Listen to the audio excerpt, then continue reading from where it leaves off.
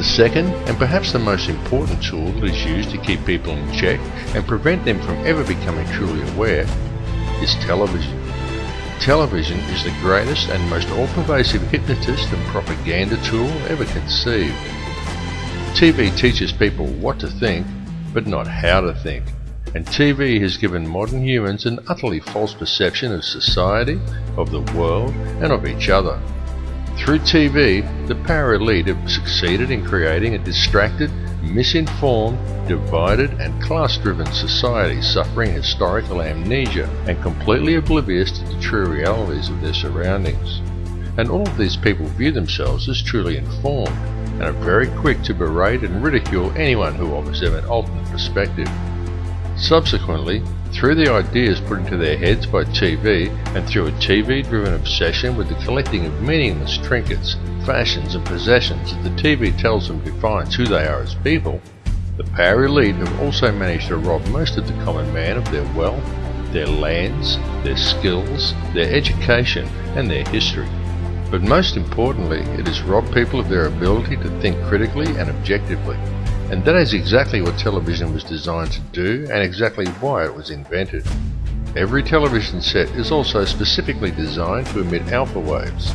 These can be clearly seen as a series of horizontal lines that run across the screen from top to bottom at regular intervals when using a camera to film an operating TV set, but they cannot be detected by the naked eye. These regular lines are not simply a normal part of the functioning of your picture tube. They are there for a particular reason, and they travel across the screen at a predetermined and very specific pace. How often have you seen someone sit at a TV and say, "I don't like this program," and yet they sit there and watch it anyway? How often have you done it yourself? It is because these horizontal lines are there to generate these hypnotic alpha waves.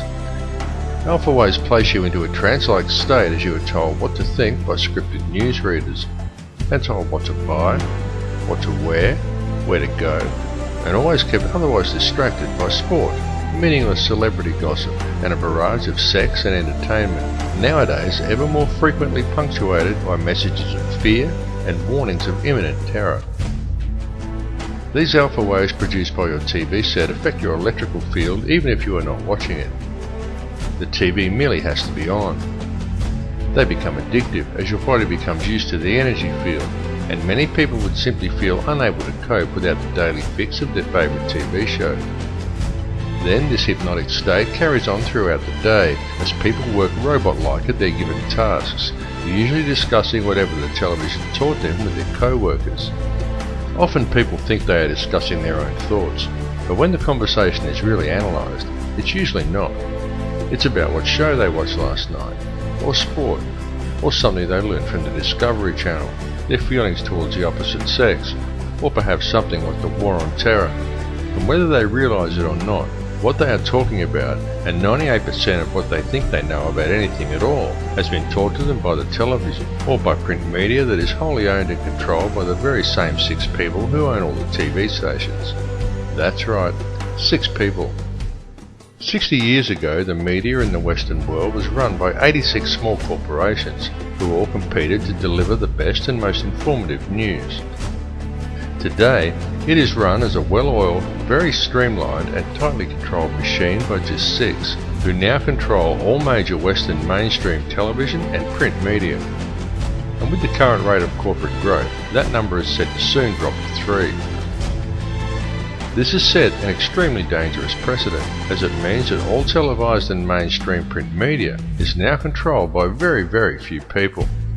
For a better and more informed perspective, obtain your news online from one of the many emerging independent websites, and go to many sites from different countries and sources to compare the same story from a variety of perspectives. You have been told that the internet is an unreliable source of information, and it is true that there are many bogus websites. But there is also a lot of very reliable information from very reliable sources, if you look in the right places. And remember, the ones who are telling you the thousands of independent websites who have opposing views to the mainstream shouldn't be trusted, number only 6. It is just that it is those 6 who control all major media. So those 6 are able to control most of what information gets to the general public, and how such information is presented. It must also be duly considered that all of these 6 media corporations have extremely close ties to major financial institutions and arms manufacturers. Such a conflict of interest immediately poses huge questions regarding the objectivity and reliability of any information presented by these organizations. And if that were not bad enough, each one of these 6 corporations gets their news from only one of 2 sources: Reuters or the Associated Press. These 2 organizations serve as an international news pool and channel all information down to the networks. Only Reuters actually owns the Associated Press, and Reuters itself is wholly owned by the Rothschilds.